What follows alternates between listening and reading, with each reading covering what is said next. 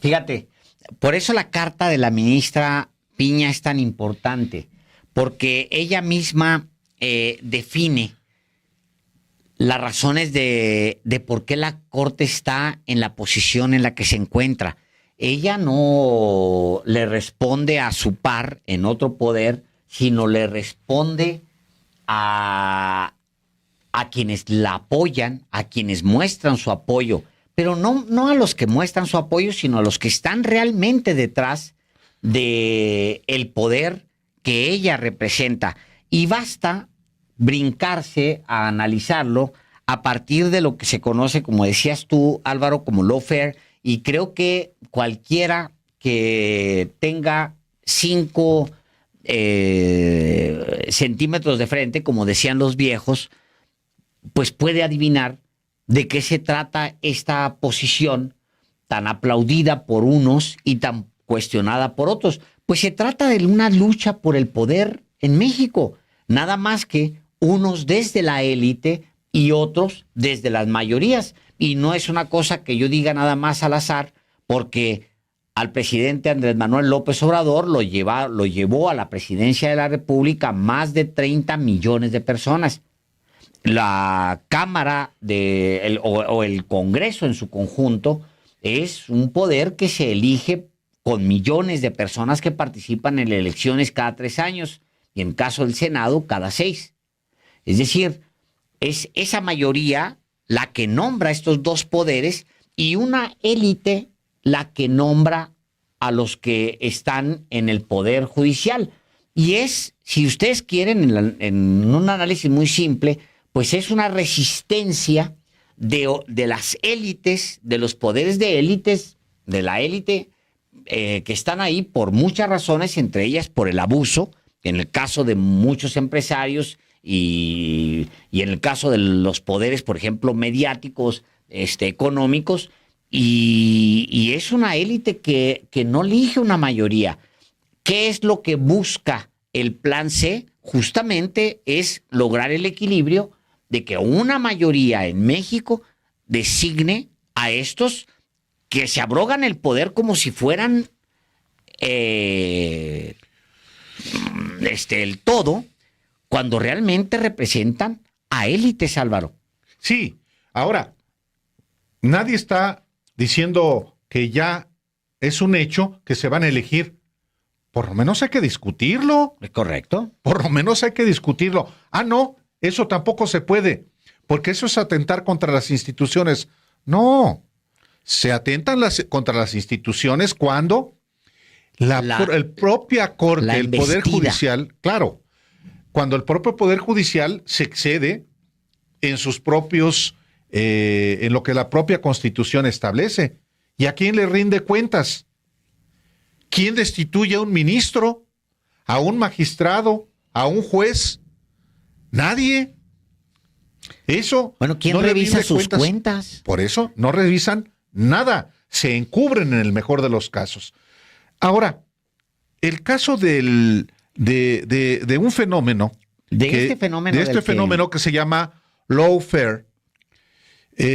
Dice Arantxa Tirado, una estudiosa, dice: el término lawfare se ha popularizado en los últimos años, muy a pesar de los defensores de la democracia y de los procesos de cambios sociales y políticos que mejoran este mundo y que pretenden expandir los derechos fundamentales para su disfrute por todos los pueblos.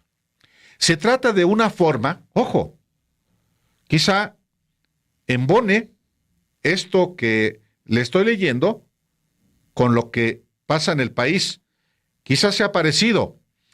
El lawfare se trata de una forma de agresión político-jurídica que sin duda podríamos calificar como un componente más de la guerra híbrida o asimétrica que los Estados Unidos y sus aliados políticos y económicos llevan a cabo en defensa de su hegemonía imperial.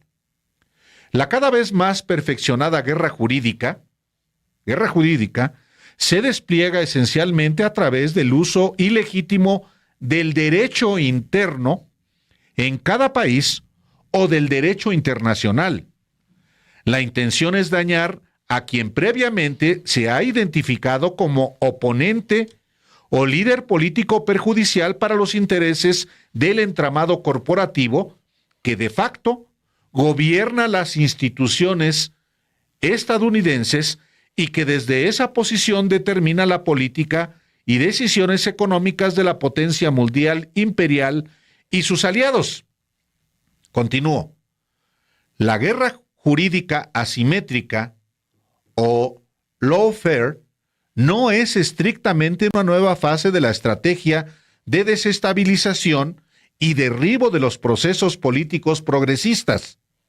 Más bien, es una nueva forma de exteriorizarse que fue naciendo conforme se constataba la poca eficacia a largo plazo de la traumática intervención militar directa por su alto costo en vidas y por la infracción de derechos frente a la comunidad internacional.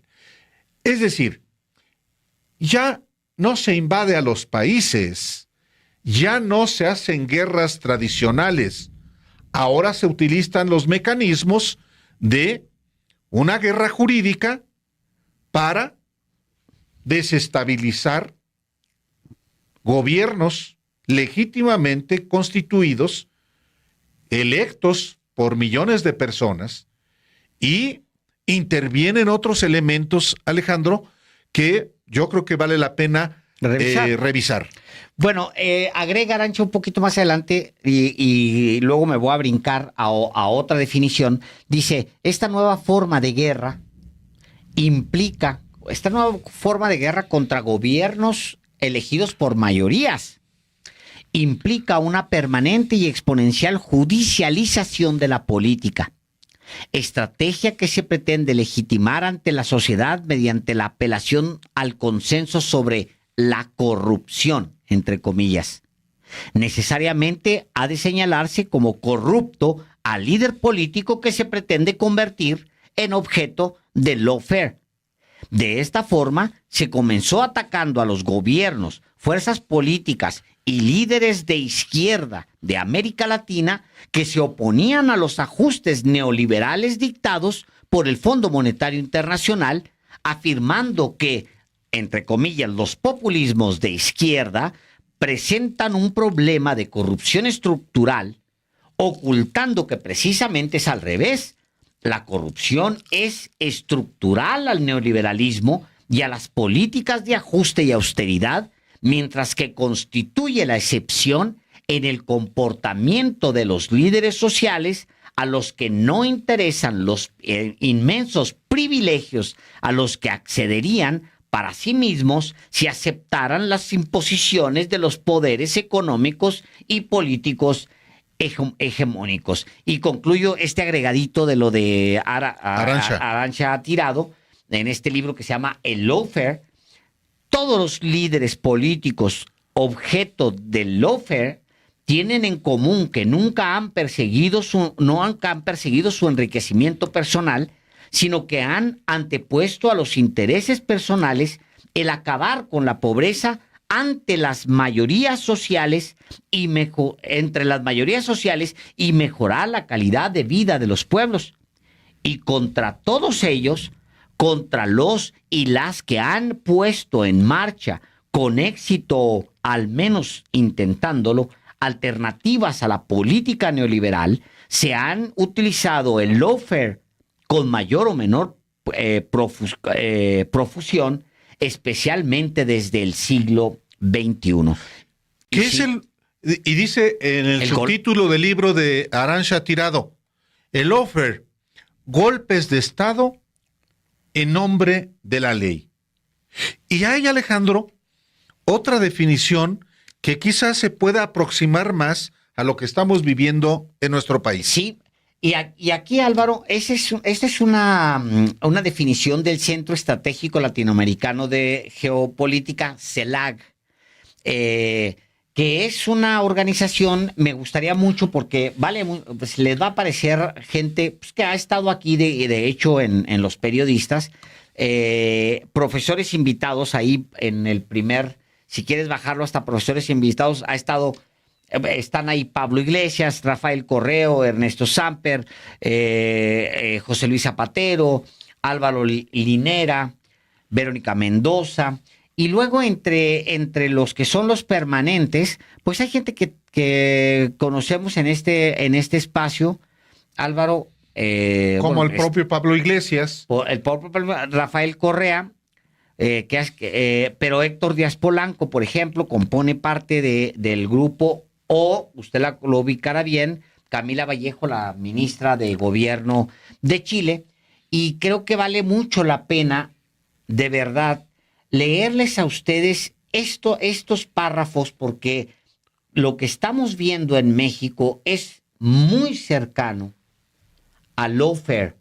Es el poder, la Suprema Corte, el poder legislativo, en alianza con muchos otros poderes de facto en México que siguen actuando. El poder económico, el poder mediático, los intelectuales, el poder académico, el poder, claro. Los académicos, y bueno, pues ya saben ustedes, más la oposición, que son de una derivación de esos poderes, que son los poderes de verdad. Y ellos escriben, Álvaro, de los observatorio de Lawfare CELAC, que es una revisión en sí misma permanente de lo que está pasando en América Latina, porque no se nos olvide que esto pasó con Dilma Rousseff. Dilma Rousseff en Brasil, por supuesto. Antes de ella, ya habían tumbado y metido a la cárcel a Lula, un juez que después el mismo Bolsonaro convierte ministro de Justicia. Así es. O sea, lo mismo que sufrió Evo Morales, lo mismo que o sea, es un fenómeno que está sucediendo ahora mismo. Y que le pasó a Rafael Correa en Ecuador. En Ecuador, donde apenas ayer el presidente se busca librar de un juicio político dando un golpe. Claro. Para disolver uno de los poderes. Entonces, no hay que ya se dio también en Bolivia. Y ya está en curso, ya está materializado en el Perú. Está gestándose en Colombia. Y en México, esto que estamos viendo con esta Suprema Corte de Justicia de la Nación, con esta acción, que por eso es importantísimo que se hayan autentificado los mensajes de la ministra Norma Piña al presidente del Senado y que se haya emitido la carta en los términos que se hizo.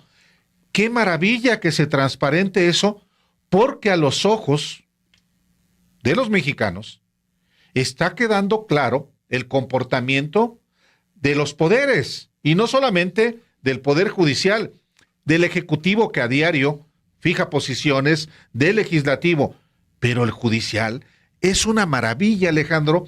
De los poderes y de los poderes de facto. Los poderes constitucionales y de los poderes fácticos, del poder mediático, del poder económico, del poder intelectual, del poder académico, del poder criminal, Alejandro. Claro. Y aún del poder militar. Entonces, por eso nos pareció importante en este contexto una definición de lawfare, de esta guerra en el nombre de la ley para desestabilizar. ¿Y cómo funciona? Lo más importante para ustedes, y por eso queremos darnos tiempo, es que usted entienda exactamente qué es lo que está pasando en México y entienda este lawfare, lo tenga usted como herramienta. Y esto que les vamos a leer a continuación, compleméntalo el libro, de la introducción al libro que le acabamos de mencionar, y permite entender de qué se trata y cómo se articula estos golpes. Esta guerra política por la vía judicial y mediática. Así es. Tal cual. Entonces, del Observatorio de Lawfare de CELAC, les leo a ustedes la introducción. Dice: América Latina es hoy, más que nunca, un espacio en disputa. parte de la conflictividad y de las tensiones políticas buscan ser dirimidas en el campo de lo jurídico. El lawfare, inicialmente asociado a una guerra contra la corrupción, entre comillas, se ha ampliado hasta alcanzar procesos electorales y aparatos financieros, incluyendo por momentos el libreto de lucha contra el narcotráfico y el terrorismo. Se trata de un proceso de largo aliento que no se restringe a la instrumentalización del aparato judicial con fines políticos. El lawfare es una guerra política por la vía judicial mediática con intereses económicos, políticos o geopolíticos ocultos a la opinión pública. Incorpora jueces, corporaciones de la comunicación, periodistas y líderes de opinión, policías, embajadas y agentes de inteligencia, local y extranjeros. Se caracteriza por el abuso de prisiones preventivas, delaciones premiadas y veredictos antes del debido proceso judicial, mediante acoso y desmoralización a través de medios de comunicación. Quizá vale la pena, Alejandro, que estos elementos que se encuentran aquí pudiéramos desmenuzarlos y si encajan en lo que estamos viviendo. Bueno, creo que sí, Álvaro, pero te vas a sorprender que en el siguiente párrafo te vas a encontrar con más y agrégalo, continúalo. Bueno, porque este lawfare incluye allanamientos de locales políticos y hogares de militantes, persecución y amenaza a familiares, situaciones de exilio y refugio político, manipulación y propagación de miedo a los involucrados en determinados procesos políticos. Lawfare. En los últimos años, estas tácticas han sido utilizadas contra varias decenas de líderes o exfuncionarios y funcionarios de gobiernos y de militantes en Argentina, Ecuador, Brasil, Bolivia, El Salvador, Venezuela, vinculados a gobiernos, programas o proyectos que cuestionan con mayor o menor alcance la ortodoxia neoliberal. Y agrega este documento, y recuerde usted que está armado, es una definición para toda América Latina, hay que ir tomando y aplicando lo que aplica en México. Esta guerra, agrega, opera desde arriba, por medio de un aparato judicial que se eleva por encima del poder legislativo y del ejecutivo, ampliando el margen de maniobra y poder para los jueces, en detrimento de la pérdida de equilibrio entre poderes, habilitando una creciente juristocracia y normalizando en muchos casos el doble rasero de la ley. El encumbramiento del aparato judicial y la selectividad en los casos se articula con un rol protagónico de los medios de comunicación que operan por la pronta criminalización de sectores o líderes políticos. Esta dinámica se alimenta con voces de especialistas, muchos provenientes de think tanks estadounidenses, que tienen fuerza de verdad y eco en los principales medios y redes sociales. Es llamativo el rol de agencias de gobierno e intereses del sector privado estadounidense involucradas tanto en los procesos judiciales como en los resultados y eventos posteriores a los mismos, que muestran la instrumentalización del aparato judicial mediático a favor de objetivos económicos, políticos y geopolíticos foráneos que comparten intereses y negocios con minorías privilegiadas locales.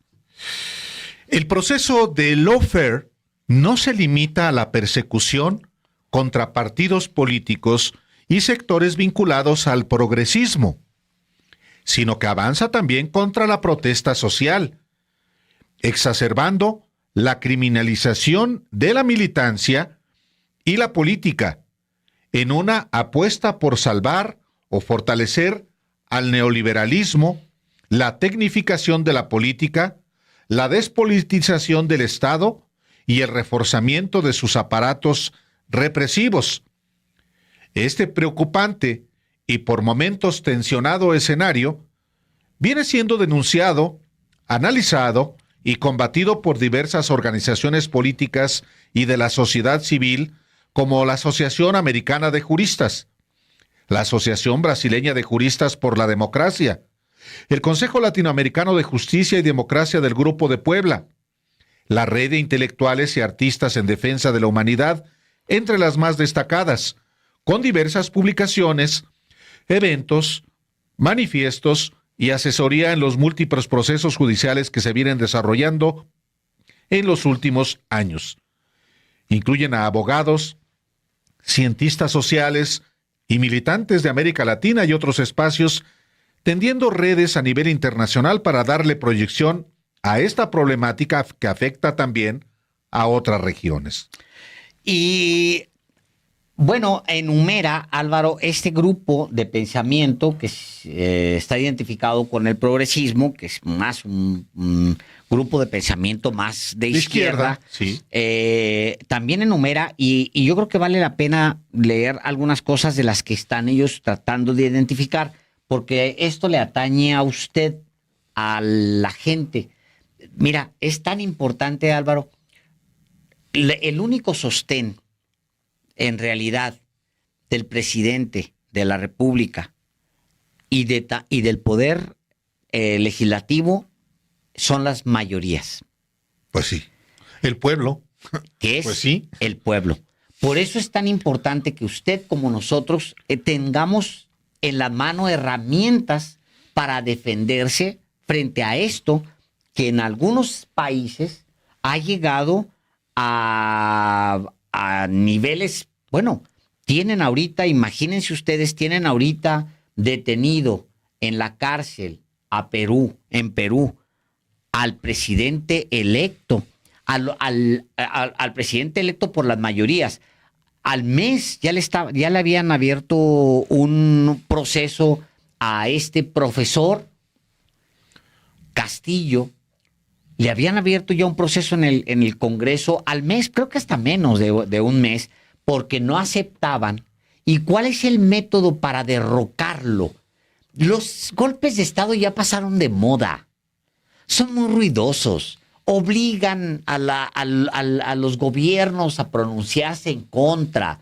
Van en contra de casi todos los principios democráticos, entre comillas, o en los que se ha trabajado en las últimas pocas décadas. Ya un pinochetazo arrastra. ¿De qué manera se hace más limpio, con menos ruidos y sin balas? El lawfare. Ahí está el proceso iniciado de izquierda por Lula da Silva en Brasil, que se extendía con la llegada de Dilma, electa Dilma, también para otro periodo y para consolidar lo que había iniciado Lula. Pues bueno, lo acabaron básicamente inventando una trama de corrupción y llevando al expresidente a prisión, y ese proceso llegó hasta ese nivel.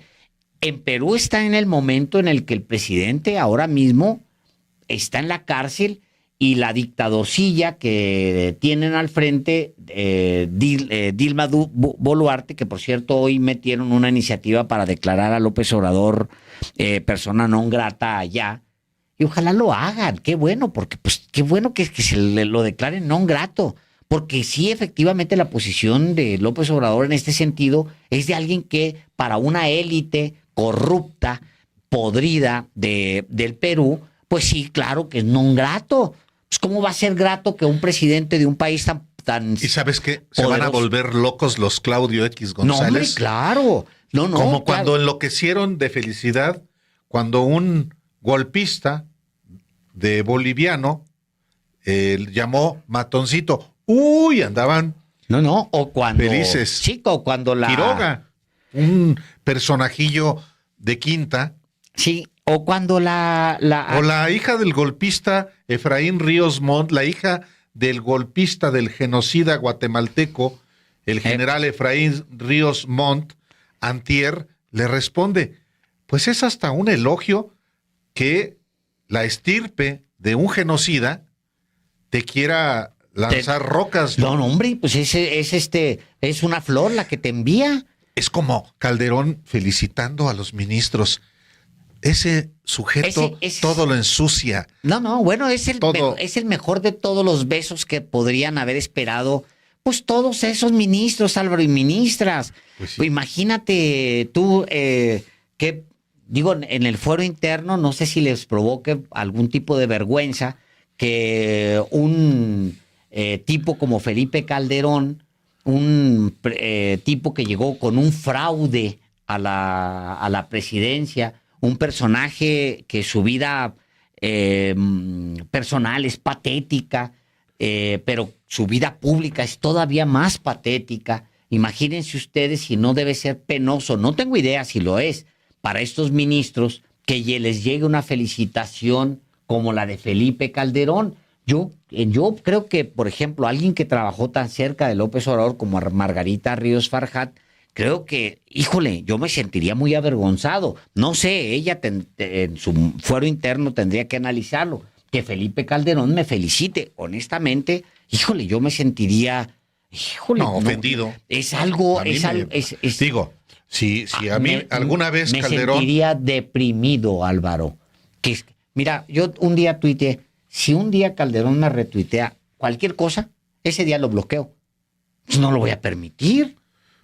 Pues ¿cómo lo voy a permitir que un personaje con cero moral, cero ética, un personaje envilecido, amargo, que todo lo que toca lo hunde, incluyendo al PAN, Porque no se les olvide que la crisis de hoy del PAN, de eso escribía yo, es producto de Calderón. Bueno, me regreso a lo que nos atañe, porque es lo de lawfare, que involucra a Calderón, por supuesto, pero involucra a todas esas élites. La élite económica, la élite mediática, los periodistas, los intelectuales, los think tanks, Alejandro, que son organismos de reflexión supuestamente y que en realidad son grupos de presión. Bueno, Mexicanos contra la Corrupción y la Impunidad, Latinus mismo, Reforma, o sea, para poner nombre, pues tienen que ver con toda esta articulación y eso es el lawfare. Sí, y en las dos definiciones, Álvaro, se menciona, sin darle vuelta, la influencia extranjera, tanto de los intereses privados como de los gobiernos. De los gobiernos, que en el caso de Estados Unidos es exactamente lo mismo. Las embajadas están para defender los intereses de los corporativos y básicamente representan las embajadas a los corporativos. Llama mucho la atención, nomás se lo dejamos como dato, porque el día de hoy publica La Jornada, Álvaro, un texto que vale la pena a lo mejor dejar consignado. Es el reconocimiento, una tarjeta informativa de la Embajada de Estados Unidos en México, que en efecto el Departamento de Estado, a través de las agencias, financia proyectos de grupos en México. Y en el caso, por supuesto, de Mexicanos contra la Corrupción y la Impunidad, hay dinero público, como se ha ya documentado ampliamente, y que, claro, son para financiar, lo saben en Estados Unidos, para financiar a un grupo de presión, que así se le puede denominar a Mexicanos contra la Corrupción y la Impunidad. Mexicanos contra la Corrupción y la Impunidad, creado por Claudio X González en 2016, a partir de 3 millones de pesos que le dio su papá, Claudio X González Laporte, a su hijo Claudio X González Guajardo, y otros 3 millones de pesos de la empresa familiar Kimberly Clark de México, comenzó a crearse este grupo de presión con 3 características. Por una parte, lo que ellos dicen periodismo de investigación, han publicado algunos trabajos, pero la parte de difusión y sobre todo de litigio estratégico ha sido con dinero del gobierno de Estados Unidos que se han financiado los amparos promovidos por mexicanos contra la corrupción y la impunidad, contra, por ejemplo, el Aeropuerto Internacional Felipe Ángeles del Estado de México, contra el Tren Maya que todavía está en construcción, y ese es uno de los grupos que financia el Departamento de Estado de Estados Unidos. Pero hay más, Alejandro.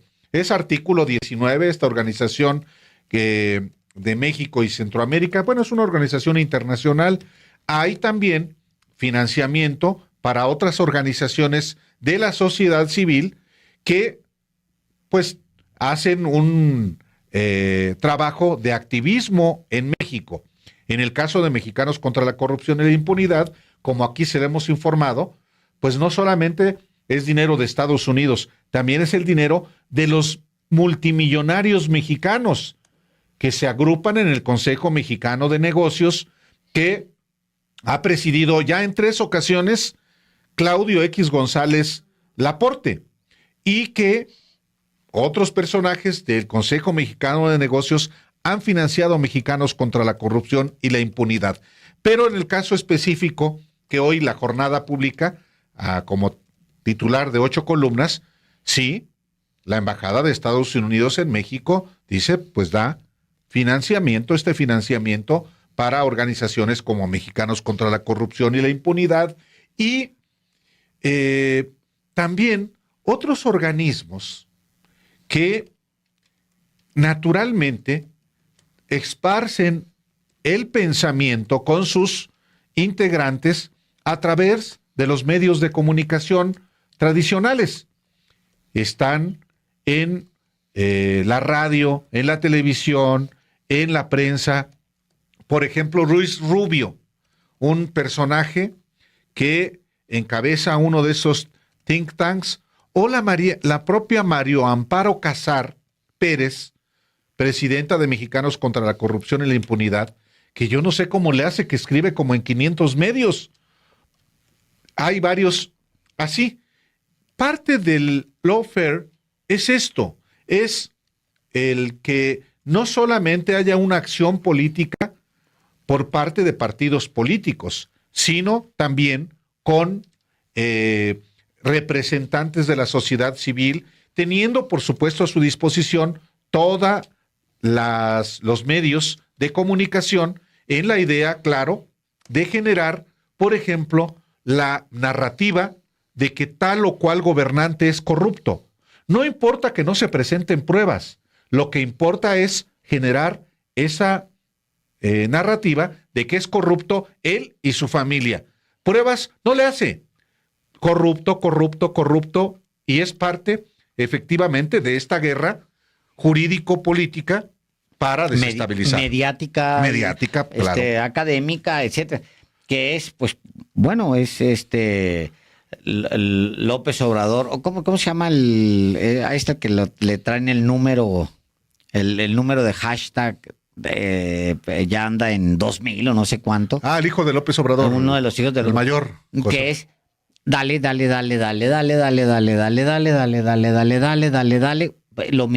misma percepción se alcanzó en algún punto con Lula, de tal manera que exista una justificación nunca probada, pero una justificación mediática, de que alguien es corrupto y entonces vas a ir por él por medio de la ley, ¿no? Sí. Y ese es lo que Nada decías. más una última cosa. El senador Alejandro Armenta va a presentar una denuncia en contra de la ministra Norma Piña, Alejandro. Hace bien. Va a proceder por la vía jurídica. Dice, no se trata de tomarse un cafecito. Aquí, que actúe la ley. Pues ya lo veremos si es la que encabeza el Poder Judicial.